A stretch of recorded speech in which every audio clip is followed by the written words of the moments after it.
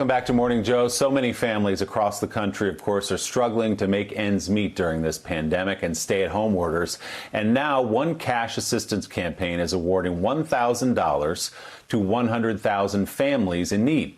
Joining us now, founder of the voting rights group Fair Fight, former Georgia Democratic gubernatorial nominee Stacey Abrams. Stacey, it's great to see you this morning. Thank you for being with us. I want to ask you about this new initiative in just a moment. But first, big news in your home state of Georgia.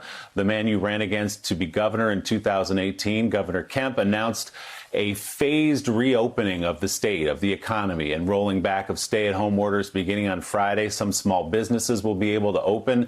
I lived in Georgia for a long time. I'm hearing both sides of this story. There are a lot of people who are missing that income, missing their jobs, watching their small businesses kind of float away from them, who are happy to see this. And then a lot of people who are worried that going back too soon means there's another wave of this and they'll have to shut down again. What's your reaction to the announcement from Governor Kemp?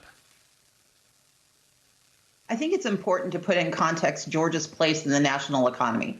We're the 8th largest state in the nation, but we have the 14th highest infection rate and the 7th slowest testing rate.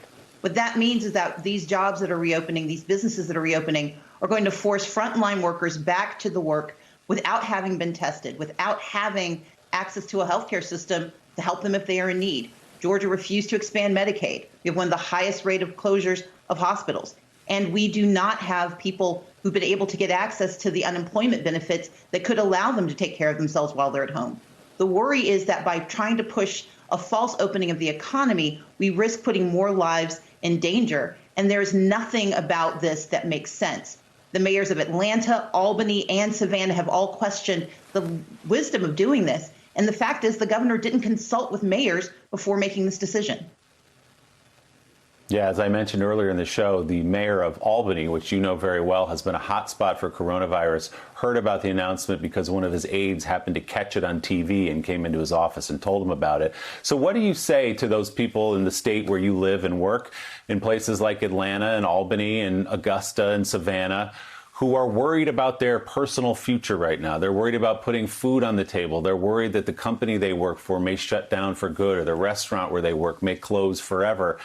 There is economic insecurity right now that is deep, and you know that very well. What's your message to those people? If the message is, yes, we have to stay closed for a while longer until we can test everyone, what about all those people who are getting lost in it because they don't have their income, they don't have their jobs? As a small business owner myself, I understand the instinct not only to preserve your family's economy, but to protect those who work for you. And the responsibility of a business owner is to first protect your workers. That cannot happen when you have a nail salon where there's no possible way for that technician to be distant from their customer. When you are running a restaurant that requires face-to-face service, the reality is every small business owner should be able to look to the federal government for the Paycheck Protection Act. And instead of these large corporations receiving millions of dollars, those dollars need to be directed to those small businesses.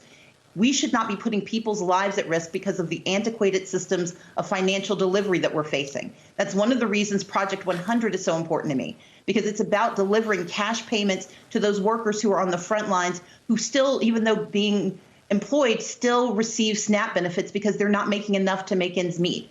This project is designed to provide that direct cash assistance, and that's what the federal government should be doing through the next COVID package.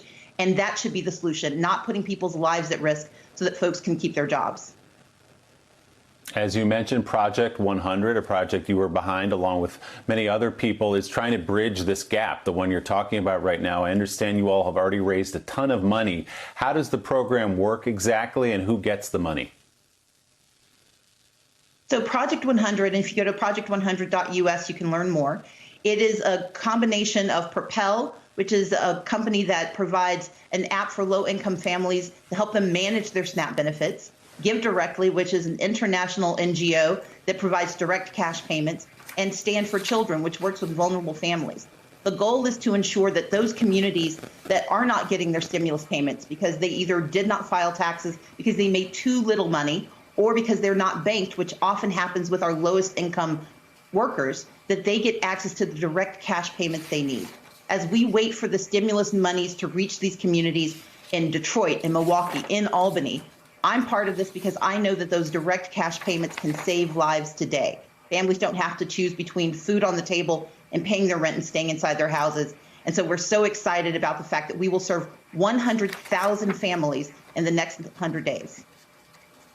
I'm curious, Stacey, about the effort to really get mail-in voting really understood and in place by November. We know it's already done by the military. A lot of people do mail-in ballots. But the president seems very concerned about them and concerned that there would be fraud and that people would cheat. I mean, these are his words. What do you think is behind those concerns? And what needs to be done to make mail-in ballots on a mass level ready to go for the presidential election in November? When we launched Fair Fight 2020, we operate in 20 states. We did 2 states in 2019, and we're in 18 states this year, battleground states. And I can tell you these things. Number one, every state in America has the capacity to do and actually conducts mail-in balloting. The issue is one of scale and one of safety.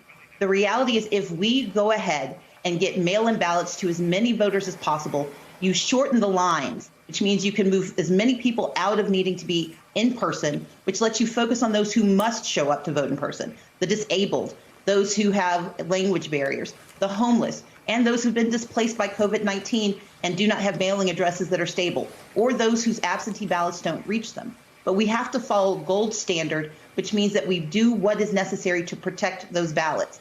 But here's the thing. Voter fraud is by and large a myth.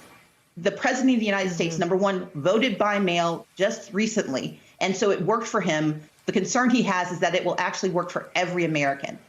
Our elections are not partisan. The choices we make are, but the elections themselves should be available to every eligible American citizen.